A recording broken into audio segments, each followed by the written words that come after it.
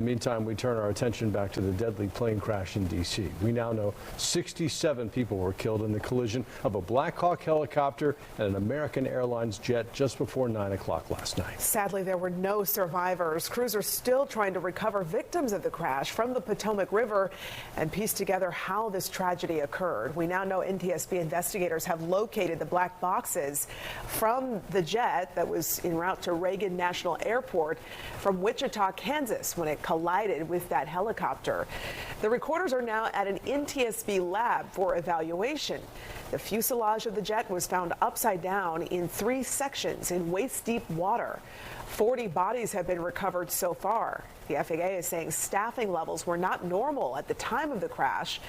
The NTSB is leading the investigation, and according to a board member, a preliminary report should be ready within the next 30 days. Now, 8 of the people who died in the crash were members of the Skating Club of Boston. Olympic gold medalist Nancy Kerrigan says she still isn't sure how to process that loss.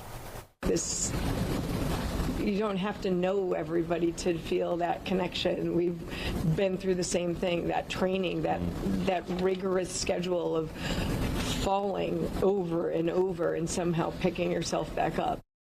Kerrigan says whenever skaters from the club saw each other, they cried tears of joy. She says it is especially heartbreaking for the ice skaters who visited the club every day.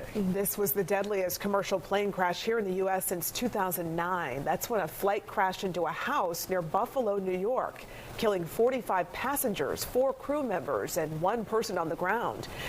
In November 2001, an American Airlines flight crashed into a residential area of Belle Harbor, New York, killing all 260 people on board. The National Safety Council says plane travel is still overwhelmingly safe.